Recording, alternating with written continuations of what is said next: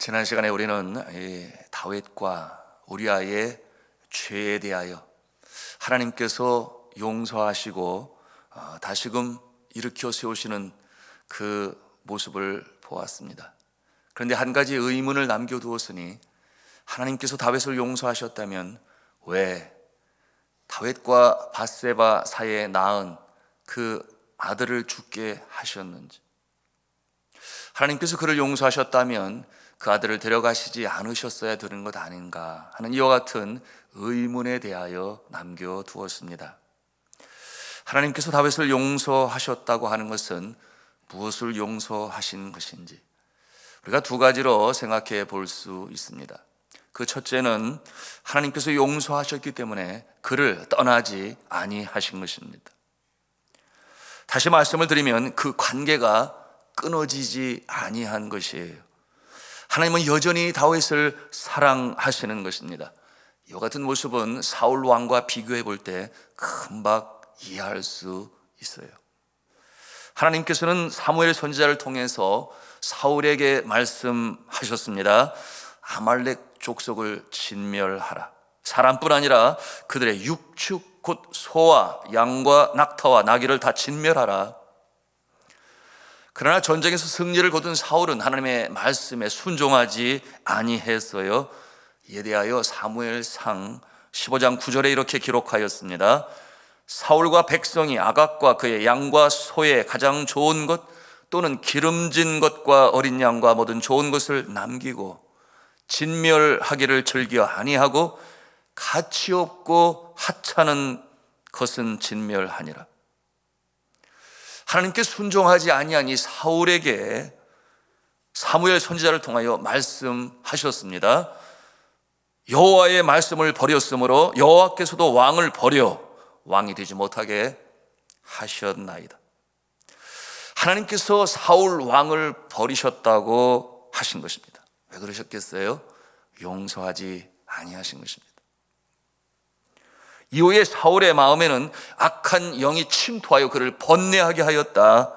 하나님이 그를 떠나게 되니 한 번은 악령으로 인해서 정신없이 떠들어대고, 그 모습을 바라보는 신하들이 안타까워 다윗을 불러 곁에서 수금을 키게 하였습니다마는 다윗을 죽이고자 하여 그의 손에 있는 창을 던져 다윗을 죽이려고 했습니다.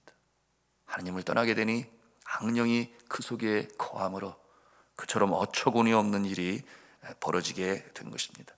왜 그렇습니까? 하나님께서 용서하시지 아니하셨기 때문에. 두 번째로 하나님께서 용서하셨기 때문에 되어진 일이 무엇입니까? 먼저 약속하신 대로 이 다윗의 왕조가 계속해서 이어지게 하신 것입니다. 사무엘하 7장에서 하나님께서는 나단 선지자를 통해 다윗에게 말씀하셨습니다. 약속으로 말씀하셨으니 내가 내 앞에서 물러나게 한 사울에게서 내 은총을 빼앗은 것처럼 그에게서는 빼앗지는 아니하리라. 내 집과 내 나라가 내 앞에서 영원히 보존되고 내 왕위가 영원히 견고하리라 하셨다 하라. 이것이 나단 선지자를 통하여 다윗에게 하신 약속이었으니, 다윗이 범죄하였으나 용서하셨으므로 그 약속을 저버리지 아니하신 하나님, 그러므로 먼저는 다윗을 죽이지 아니하셨죠. 대가 이어질 수 있도록 하나님께서 다윗을 용서하시니 다윗의 후손을 통해서 계속해서 왕자가 유지되고 마침내 온 인류의 구원자가 되시는 예수 그리스도께서 탄생하실 것이었습니다. 그 용서의 증거로 다윗과 밧세바 사이에 다시금 아들을 주셨으니 솔로몬을 태어나게 하셨고, 오늘 말씀 24절에 보니 뭐라고 그랬습니까? 여호와께서 그를 사랑하셨다고 했습니다. 나단을 다윗에게 보내어 여호와의 축복을 약속하시니, 그 말씀이 25절에 있는 말씀이에요. 함께 읽도록 하겠습니다. 시작. 선지자 나단을 보내 그의 이름을 여디디아라 하시니 이는 여호와께서 사랑하셨기 때문이더라. 아멘. 여디디아라는 이름을 지어주셨어요. 여러분, 이 이름은 솔로몬의 아명이 되는 것이니 그 뜻이 여호와의 사랑을 입었더라. 여호와의 사랑을 입었더라. 그런 뜻을 담고 있습니다. 하나님께서 용서하여 주셨으므로 하나님의 은총이 다윗의 후손에게 여전히 흘러가고 있는 것입니다. 그를 장차 이스라엘의 왕으로, 다윗을 이을 왕으로 세우실 것이었습니다. 만일에 다윗을 용서하지 아니하셨다면 13절 후반절에 있는 말씀처럼 뭐라고 그랬습니까? 13절 후반부에 있는 말씀은 뭐라고 그랬어요? 하나님께서 다윗의 생명을 거둬가실 것이었습니다. 그러나 거둬가시지 아니하신 것이 이처럼 대를 이어갈 수 있도록 약속을 지키시기 위하여 다윗의 죄를 용서하신 하나님이신 것입니다. 그렇다면 왜 밧세바 사이에 태어난 아들은 거두신 것일까요? 여러분, 이는 죄의 심판이 아니라 징계라고 말할 수 있겠습니다. 다시 말씀을 드립니다. 죄의 심판이 아니요 징계라 말씀할 수 있겠습니다. 여러분, 이 심판과 징계는 그 성격이 달라요. 심판은 죽이는 것입니다. 그러나 징계는 살리는 것입니다. 다시 말씀드립니다. 심판은 죽이는 것이지만 징계는 살리는 것입니다. 하나님께서는 다윗을 용서하셨으나 아직 할 일이 있으시니 그것은 죄에 대하여 공의를 세우실 일이 여전히 남아 있었어요. 하나님은 죄를 미워하시고 의를 사랑하십니다. 아멘이에요. 천사장 루시퍼가 교만하여 하나님을 배반하게 되니 심판을 받았습니다. 에덴 동산의 첫사람인 아담과 하와는 하나님의 명령을 거역함으로 영원히 살아야 할 존재가 죽음의 심판을 받고 말았습니다.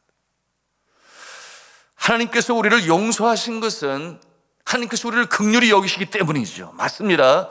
그런데 공의로우신 하나님은 죄를 죄 없다라고 말하시지 아니하세요. 죄인을 죄인이 아니다 그렇게 말씀하시는 하나님이 아니십니다. 그렇게 하실 수가 없어요. 왜냐하면 그것은 죄와의 타협을 하시는 것이기 때문에, 우리 하나님은 공의의 하나님이시기 때문에 그렇게 하시지 아니하십니다. 그러므로 어떻게 하신 것입니까? 이 공의를 세우시기 위하여 우리의 죄를 누군가에게 전가하셔야 했었는데 자원하여 이 땅에 강림하신 예수 그리스도에게 우리의 죄를 전가하심으로 그를 십자가의 죄인 아닌 죄인의 모습으로 제물로 삼으셨기 때문에 죄인이었던 우리가 용서함을 받고 구원함을 받게 된 것입니다. 이것이 공의를 세우시는 하나님의 사랑의 모습인 것을 우리는 깊이 알아야 하겠습니다. 하나님의 사랑은 제가 전에도 말씀을 드렸어요. 두 가지 사랑의 모습이 있다. 첫째는 공의의 사랑이요, 둘째는 은혜의 사랑이다. 그렇게 말씀을 드렸어요. 공의의 사랑, 은혜의 사랑. 공의의 사랑은 어떻게 나타납니까? 악을 심판하시는 모습으로 나타나고, 은혜의 사랑은 용서함을 받은 자들에게 베푸시는 은총의 모습으로 나타난다 말씀을 드렸어요. 다시 말씀을 드려요. 공의의 사랑은 의를 세우시는 사랑으로 나타나고, 은혜의 사랑은 용서함을 받은 자들에게 베푸시는 은총의 모습으로 나타나게 됩니다. 공의의 사랑은 진리를 드러내는 사랑이 되지요. 사랑의 장이라고 하는 고린도전서 13장에 분명히 말씀하고 있으니, 공의의 사랑을 어떻게 표현합니까? 사랑은 불의를 기뻐하지 아니하며 진리와 함께 기뻐하니라. 어떤 부모들은 자식이 우상이 되어서 자식이 악한 죄를 범하여도 그래도 내 자식인데 하면서 눈 감아주는 모습이 있어요. 그런가 하면은 심한 경우죠. 아예 자식 편에 서는 경우가 있어요. 엄연히 잘못했는데 그것은 죄악이요 이웃들에게 해악이 되는에도 불구하고 내 자식이기 때문에 내 자녀의 편에 선다. 여러분, 이것은 불완전한 사랑의 모습이에요. 하나님의 사랑은 그러지 아니합니다. 그렇게 하면 하나님의 나라의 공의가 무너지고 질서가 무너지는 것이기 때문에 하나님은 그러실 수가 없어요. 14절의 말씀이 바로 이 하나님의 공의를 보여주고 있으니 함께 읽겠습니다. 14절 말씀입니다. 시작. 이 일로 말미암아 여호와의 원수가 크게 비방할 거리를 얻게 하였으니 당신이 낳은 아이가 반드시 죽으리다 하고, 그래서 뭐라고 말씀해요? 원수가 크게 비방할 거리를 얻게 하였다. 원수가 누구예요? 사단의 세력 속에서 믿지 아니하고 하나님을 경외하지 않는 자들 가운데 약점을 잡히니 공의가 무너지게 되니, 이 상황을 이렇게 표현하고 있습니다. 그러므로 죄의 결과인 악의 생명을 거두시는 하나님이세요. 하나님의 공의를 세우시는 것입니다. 다윗이 금식으로 기도하며 간절히 하나님께 아뢰어도 아닌 것은 아닌 것이에요. 다윗이 그것을 잘 압니다. 하나님의 공의를 아는 다윗은 어떠한 태도를 갖게 됩니까? 20절 말씀을 함께 읽겠습니다. 20절입니다. 시작. 다윗이 땅에서 일어나 몸을 씻고 기름을 바르고 의복을 갈아입고 여호와의 전에 들어가서 경배하고 왕궁으로 돌아와 명령하여 음식을 그 앞에 차리게 하고 먹은지라. 그렇게 하신 하나님이 원망스럽고 야속했습니까? 그러지 아니했어요. 그러지 아니했지요. 20절 말씀에 말씀하신 것을 보니 다윗이 여호와의 전에 들어가서 경배하였더라 라고 말씀하고 있습니다.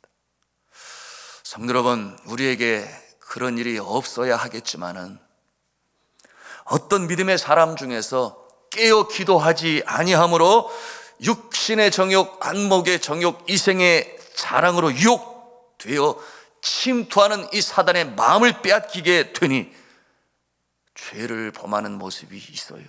믿음의 사람들 자녀들 가운데도 있어요.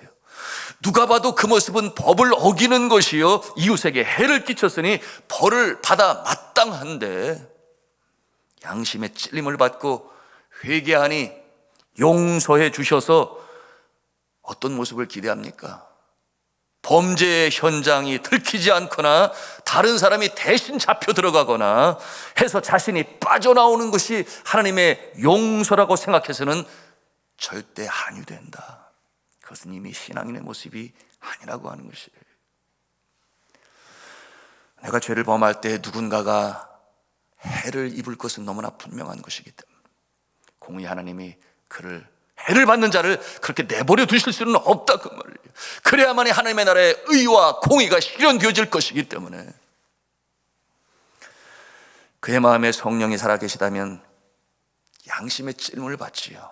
견딜 수가 없지요. 그러므로 자수하게 됩니다. 그러므로 주어진 형을 살면서 어떤 모습이 나타날까요?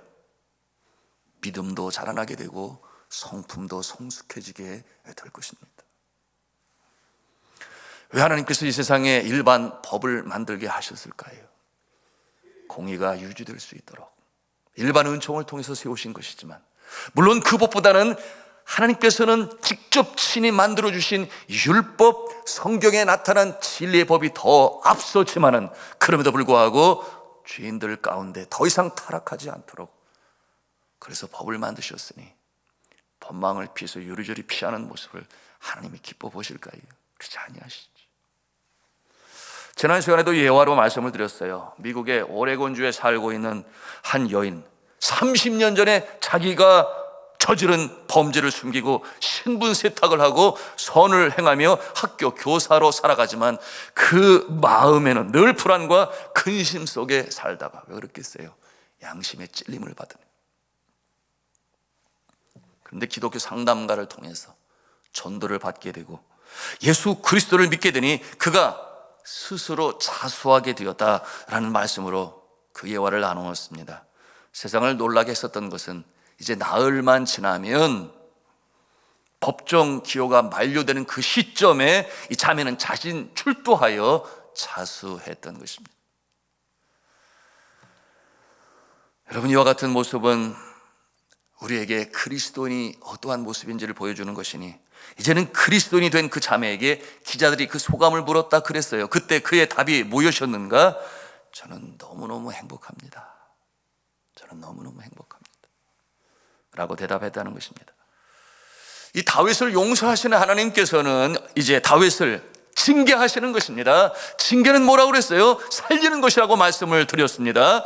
죄로 인해 태어난 아기의 생명을 거두심으로 하나님은 공의의 하나님이심을 다윗에게 보여주시는 것입니다. 동시에 그를 통해 다윗이 다시는 그러하지 않도록 그의 부족한 성품을 새롭게 만들어 가시는 하나님이심을 보여주는 것이니 이것이 바로 사랑의 징계인 것입니다. 성도 여러분, 이것이 이 새벽 말씀을 통해서 우리가 배우는 영적 교훈이 되는 것이에요.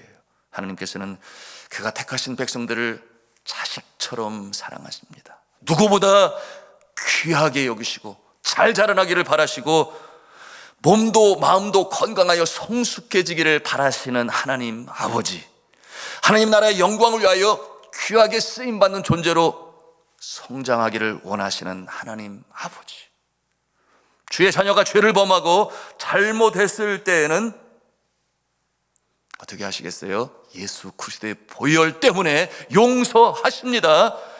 그러므로 하나님께서는 용서하시지만 그러나 여전히 그 연약하고 부족한 성품을 일으켜 세우시기 위하여, 성숙시키시기 위하여 여전히 남아있는 것이 있으니 그것이 징계라, 오늘 말씀을 통해 우리가 보는 것입니다. 그러므로 징계는 사랑에 매여 잘못된 성품을 제대로 세워나가시는 과정이 됩니다.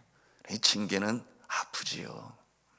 징계는 아프지만 그러나 유익한 것이니 성경은 이에 대하여 히브리서 12장 7절과 8절의 말씀을 해요. 너희가 참음은 징계를 받기 위함이라. 하나님이 아들과 같이 너희를 대우하시나니 어찌 아버지가 징계하지 않는 아들이 있으리요. 징계는 다 받는 것이거늘 너희에게 없으면 사생자여 친아들이 아니니라. 이 징계의 결과가 어떠한지 이어서 말씀하십니다. 무릇 징계가 당시에는 즐거워 보이지 않고 슬퍼 보이나 후에 그로 말미암아 연단받은 자들은 의와 평강의 열매를 맺느니라. 아멘이에요. 말씀을 정리합니다. 여러분, 이 말씀처럼 이후로 다윗은 다시는 그와 같은 죄를 범치 아니해요. 그의 성품이 그만큼 성숙해진 것입니다. 여러분, 하나님의 사랑은 두 가지라고 말씀을 드렸어요. 첫째는 공의의 사랑, 둘째는 은혜의 사랑이다 말씀을 드렸습니다. 공의의 사랑은 의의 질서를 세우는 사랑이요, 은혜의 사랑은 예수 그리스도의 보혈로 용서하심을 받은 자들에게 베푸시는 은총이라 말씀을 드렸어요. 그러므로 저는 기도합니다. 여러분에게는 이 공의의 사랑보다는 이 은혜의 사랑이 늘 함께 하심으로 오늘도 내일도 앞으로 오는 날들도 하나님의 은총을 베푸시는 그 사랑을 받으시면서 더 이상은 징계가 아니라, 왜 그렇겠어요? 그만큼 성숙한 모습이 되었어. 하나님이 베푸시는 은혜의 사랑, 은총으로 다가오는 날들에 살아가시는 복된 인생이 되시기를 저는 주님의 이름으로 축원합니다.